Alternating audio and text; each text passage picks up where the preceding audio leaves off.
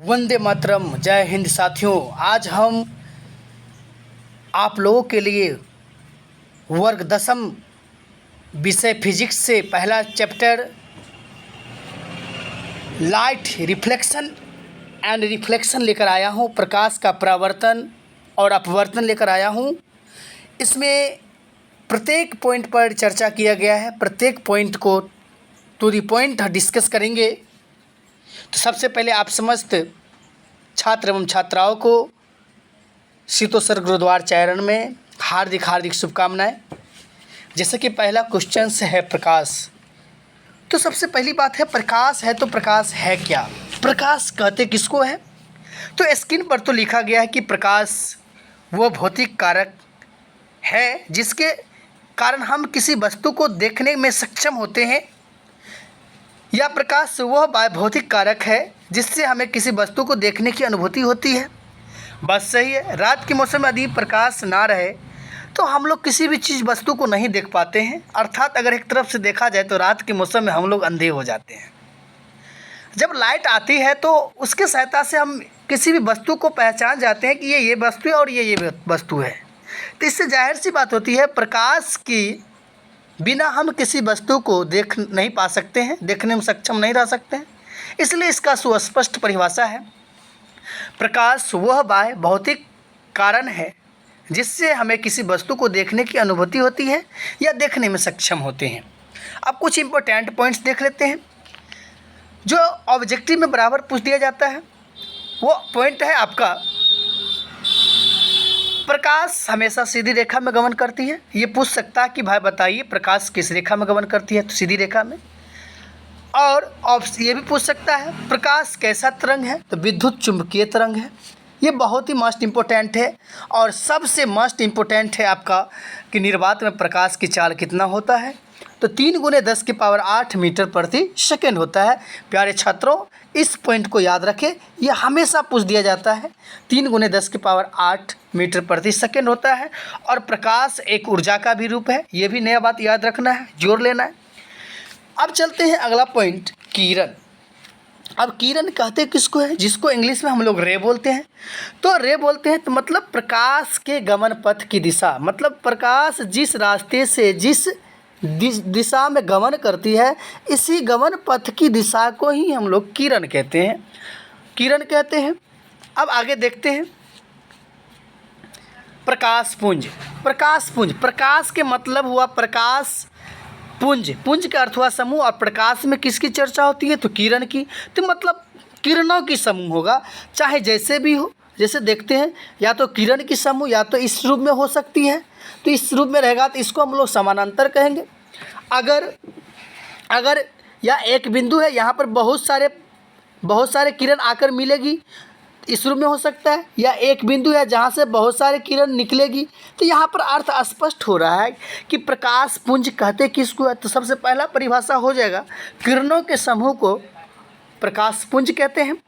और इसके 3 भाग होते हैं।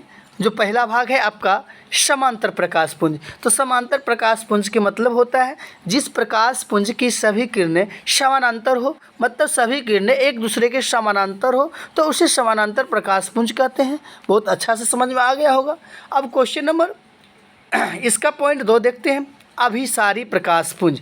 अभिसारी प्रकाश पुंज, तो अभिसारी प्रकाश पुंज को कन्वर्जेंट भी कहते हैं। तो एक थोड़ा ट्रिक्स रखते हैं, कन्वर्जेंट। तो कन्वर्जेंट को कन्वर्जेंट लिखते हैं तो कन से हम याद रखेंगे कम, और कम का अर्थ होता है आना। क्या करना? आना। तो मतलब एक बिंदु है जहाँ पर सभी प्रकाश की किरणें आकर के मिलती है विभिन्न क्षेत्रों से। तो इसका परिभाषा स्पष्ट हो सकता है, जैसे छोटा फिगर बनाए हुए यहाँ पर कि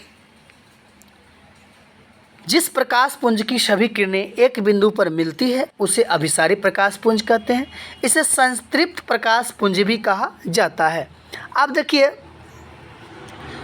अब अगला पॉइंट है आपका अपसारी प्रकाश पुंज। इसको कहते हैं कि इंग्लिश में डाइवर्जेंट। डाइवर्जेंट को एक तरफ से लिख लो कि डाइवर्ट हो गया, बिखर गया। तो अगर मान लो कोई सब आदमी यहाँ पर है, इसको कोई आदमी सिक्का पढ़ा दिया तो यहाँ से नहीं कोई इधर आ जाएगा, कोई इधर आ जाएगा, कोई इधर आ जाएगा, विभिन्न एरिया में फैल जाएगा। इसका मतलब क्या हो रहा है? डाइवर्ट हो रहा है, सब बदल रहा। अर्थात एक ही बिंदु से भिन्न भिन्न दिशा में जो किरण पुंज, प्रकाश पुंज, किरणों निकलेंगे उसी को हम लोग कहेंगे अपसारी प्रकाश पुंज।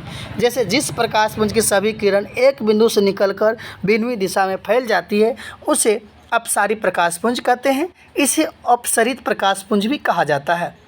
अब अगला पॉइंट आ गया आपके बीच, सेल्फ लुमिनियस, जिसको हम लोग आत्मदीप्त पदार्थ कहते हैं या आत्मदीप्त पिंड भी कहते हैं। तो आत्मदीप्त पिंड कहते हैं किसको है? तो वे पदार्थ जो स्वयं प्रकाश उत्सर्जित करते हैं उसे आत्मदीप्त पदार्थ कहते हैं, जिसे सूर्य, तारे, दीपक इत्यादि। अब अगला क्वेश्चन है अदीप्त पिंड, नॉन लुमिनियस। तो नॉन लुमिनियस अगर वो दीप्त था तो ये अदीप्त है। अर्थात अगर वो जो है स्वयं प्रकाश उत्सर्जित करेगा तो ये स्वयं प्रकाश उत्सर्जित नहीं करेगा। तो वे पदार्थ जो प्रकाश उत्सर्जित नहीं करते हैं लेकिन प्रकाश की उपस्थिति में दिखाई पड़ते हैं उसे अदीप्त पदार्थ कहते हैं। जैसे पत्थर, टेबल, कुर्सी, ये प्रकाश उत्सर्जित नहीं करता है लेकिन ये प्रकाश की उपस्थिति में इस चीज़ को देख सकते हैं। अब देखिए प्रकाशीय माध्यम, जिसको हम लोग इंग्लिश में कहते हैं ऑप्टिकल मीडियम। ऑप्टिकल मीडियम क्या है बच्चों? देखेंगे तो वह क्षेत्र जिससे होकर प्रकाश वस्तु से निकलकर हमारी आँख तक पहुँचती है उसी को प्रकाशीय माध्यम कहेंगे। जैसे हवा, पानी, कांच, ताप, इसके आधार पर हम लोग कह सकते हैं। और आगे चलकर प्रकृति के आधार पर, प्रकृति के अनुसार माध्यम दो प्रकार के होते हैं। एक होता है समांगी माध्यम और एक होता है विषमांगी माध्यम, जो आपको स्क्रीन पर दिख रहा है। तो समांगी माध्यम कहते किसको है? तो समांगी माध्यम, समांगी का मतलब हुआ एक समान और विषमांगी का मतलब हुआ भिन्न भिन्न। अर्थात समांगी माध्यम किसको कहेंगे? तो समांगी माध्यम के प्रत्येक भाग के गुण एवं बनावट अगर समान होता है तो आपका समांगी माध्यम होगा। इसका जो प्रमुख उदाहरण हो जाएगा आपका प्रमुख उदाहरण इसका हो जाएगा, जैसे कि मान लीजिए जल और कांच, इसका प्रमुख उदाहरण हो जाएगा जल, कांच, ये समांगी माध्यम है। अब देखते हैं क्वेश्चन नंबर, इसका अगला ऑप्शन देखते हैं बी, विषमांगी माध्यम दूसरा। तो विषमांगी माध्यम का मतलब हुआ प्रत्येक भाग, गुण एवं बनावट और समान होगा, मतलब समान नहीं होगा। तो इसका प्रमुख उदाहरण क्या होगा बच्चों? तो इसका प्रमुख उदाहरण हो जाएगा जैसे गर्मी या ठंडी हवा की मिश्रण, कैल्साइट, ये सब इसका प्रमुख उदाहरण है। अब देखते हैं अगला टॉपिक आपका क्या है? पारदर्शी। पारदर्शी, पार का मतलब हम कहेंगे, याद रखना, आर पार, अर्थात ट्रांसपेरेंट कहते हैं किसको है? तो जिन पदार्थों से होकर प्रकाश पूर्ण रूपेण आर पार हो जाती है उसे पारदर्शी पदार्थ कहते हैं। जैसे कांच, पानी, हवा, ये सब पारदर्शी है। अब देखते हैं अपारदर्शी। अपारदर्शी किसको कहते हैं? तो जिन पदार्थ से होकर प्रकाश बाहर नहीं निकलता है उसे अपारदर्शी कहते हैं। जैसे पत्थर, ईंट, लोहा। आप देखिए ईंट का कोई घर बना हुआ है, तो घर बना हुआ है तो देखते हैं प्रकाश तो आती है लेकिन उसे आर पार नहीं करती है। उसके पीछे की जो साइड होता है अंधेरा या धुंधला क्षेत्र का निर्माण करता है, जिसको शेडो कहते हैं, छाया कहते हैं, जो हम अगली टॉपिक में चर्चा करेंगे। अब अगला है पारभासी। पारभासी होता क्या है प्यारे बच्चों? ये होता है ट्रांसलूसेंट, मतलब ये दोनों में साथ रहता, पार करेगा भी, पार नहीं करेगा, मतलब इसका कोई कन्फर्म नहीं, ये इसको हम बिचौलिया कह सकते हैं। जिन पदार्थों से होकर प्रकाश का कुछ अंश बाहर निकल जाता है उसे पारभासी पदार्थ कहते हैं। जैसे तेल में लगा कागज़, घिसा हुआ कांच। इस समय तेल में लगा हुआ कागज़ में स्पष्ट नहीं दिखेगा, घिसा हुआ शीशा के सामने अगर खड़ा हो जाएंगे तो पूर्ण रूप से प्रतिबिंब साफ साफ नहीं दिखेगा। अब देखते हैं छाया। छाया कहते हैं शेडो। एक एग्जाम्पल देते हैं, आप देख लीजिए, मान लीजिए कि यह एक घर है, इधर से प्रकाश आ रही है, तो प्रकाश आ रही है तो इस घर में, घर के तो आर पार चीर फाड़ करके तो नहीं पार होगा, तो पीछे वाला क्षेत्र जो होगा वो धुंधला हो जाएगा। कैसा हो जाएगा? धुंधला। तो धुंधला हो जाएगा तो इसी को छाया कहेंगे। अर्थात यहाँ से स्पष्ट हो गया ये जो पार्ट है इसको आर पार नहीं किया, इसका मतलब हुआ कि ये अपारदर्शी पदार्थ है। क्या है? अपारदर्शी पदार्थ। मतलब हम कह सकते हैं क्या कहेंगे इसको स्पष्टता कि प्रकाश के गमन पथ पर जब अपारदर्शी वस्तु रख दी जाती है तो प्रकाश के अपारदर्शी वस्तु को पार नहीं कर पाती है और वस्तु के पीछे अंधेरे या धुंधला क्षेत्र का निर्माण होता है, जिससे हम लोग छाया कहते हैं। जैसे कि एक मान लीजिए ईंट है या घर है, इस पर हम टॉर्च से प्रकाश दे रहे हैं, लेकिन इसको आर पार नहीं कर रहा है, तो इसके पीछे वाला जो भाग होगा वो छाया कहलाएगा। ये प्रकाश पुंज है, प्रकाश पुंज है, ये प्रकाश है और ये अपारदर्शी पदार्थ है, तो प्रकाश पुंज।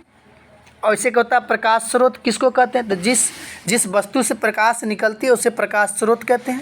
आप देखिए ये किरणों के समूह है, इससे प्रकाश निकल रही है, और ये जो है अपारदर्शी है, और ये जो बगल में एरो का निशान दिया हुआ है ये छाया है, जो स्पष्ट हम व्यक्त कर दिए हैं। अब बहुत ही इम्पोर्टेंट पॉइंट आप लोगों के बीच है, प्रकाश का परावर्तन। तो बाबू प्रकाश का परावर्तन किसे कहते हैं, रिफ्लेक्शन ऑफ लाइट। तो एक सिंपल सी बात यहाँ पर पहले जान लीजिए। सबसे पहले बात जान लीजिए, ये जो हम एक सिंपल एग्जांपल देते हैं, ये एक एग्जांपल देते हैं, ये एक मान लीजिए एक समतल दर्पण है, समतल दर्पण है, ये आ रही है और ये टकरा कर लौट के जा रही है। तो जो आने वाली होगी वो आपतित किरण होगा और जो जाने वाली होगी वो परावर्तित किरण होगा। और इसको समझना कैसे, जैसा कि मान लीजिए आप कोचिंग पढ़ने के लिए आए, तो आने के क्रम में आप आपतित हुए, जब छुट्टी हुआ, जब चले गए तो परावर्तित हुए। आप देखो ये दोनों जो मिल रहा है, किरण आकर के जा रही है, टकरा रही है, किसी समतल दर्पण के सतह से टकरा रहा है। इस समतल दर्पण के जो मध्य बिंदु होता है इसको हम लोग आपतन बिंदु कहते हैं, जो आगे भी डिस्कस करेंगे। और इस पर जो डाला गया जो अभिलंब होता है, इसको हम लोग डाला गया जो लंब होता है उसको हम लोग अभिलंब कहते हैं। और अभिलंब को एन से सूचित करते हैं, क्योंकि एन का मतलब होता है नॉर्मल और नॉर्मल का अर्थ हुआ अभिलंब। तो हम देखते हैं यहाँ पर। अब यहाँ पर देखिए, जब प्रकाश की किरण प्रकाश पुंज से निकलकर, जब प्रकाश पुंज से निकलता है, जब प्रकाश की किरण प्रकाश पुंज से निकलकर किसी वस्तु से टकराती है और टकराने के बाद उसी माध्यम में लौट जाती है जिस माध्यम से वो आई थी, तो उसे प्रकाश का परावर्तन कहते हैं। तो इस तरह हम कह सकते हैं, ऐसे भी कह सकते हैं, प्रकाश की किरणें का पहले माध्यम से ही वापस लौटने की घटना भी प्रकाश के परावर्तन कहलाता है। इसको अलग टाइप से हम लोग पढ़ेंगे। अब यहाँ पर देखिए, प्रकाश जिस सतह से टकराकर अपने ही माध्यम में लौटती है उसे परावर्तक सतह कहेंगे। ये जो सतह है, जो ये प्लेन वाला है, इसको हम लोग परावर्तक सतह कहेंगे। यहाँ पर इसके आधार पर प्रकाश के परावर्तन के दो नियम हैं। इस नियम के कंडीशन देख लीजिए। प्रकाश के परावर्तन के दो नियम हैं। पहला है आपतित किरण, परावर्तित किरण और आपतन बिंदु पर डाला गया लंब, तीनों एक ही तल में होता है। आपतित किरण, आपतित किरण, आपतित किरण, जैसे कि मान लीजिए ये आने वाली किरण, ये जाने वाली किरण, ये नॉर्मल, और ये है आपतन बिंदु, और ये है समतल दर्पण। ये इसको पूरा नाम कहेंगे तो ये होगा अभिलंब। ये आपतन बिंदु हुआ और ये अभिलंब हुआ, और ये परावर्तित किरण हुआ और ये आपतित किरण हुआ। तो कहने का मतलब आपतित किरण, परावर्तित किरण और आपतन बिंदु पर डाला गया लंब तीनों एक ही तल में है, देख रहे हैं। तो उस कंडीशन में देख रहे हैं। दूसरा नियम है, आपतन कोण परावर्तन कोण के बराबर होता है। आपतन कोण परावर्तन कोण के बराबर होता है। तो यहाँ पर एक पॉइंट आ गया कि आपतन कोण किसे कहते हैं और परावर्तन कोण किसे कहते हैं, जो आगे भी चर्चा है, लेकिन अभी जान लीजिए। जिस दर्पण के परावर्तक सतह समतल हो उसे समतल दर्पण कहते हैं। अब देख लीजिए,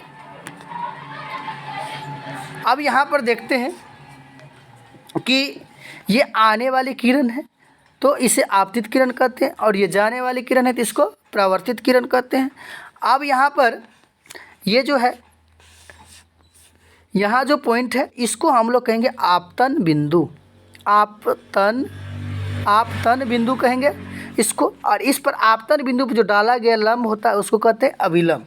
ये अभिलंब, देखिए अभिलंब जो है, अब यहाँ पर कुछ बात समझिए, ये आपतित किरण है और ये अभिलंब है। तो आपतित किरण और अभिलंब के द्वारा जो कोण बनेगा उसको कहेंगे आपतन कोण, जिसे कोण आई से सूचित करते हैं।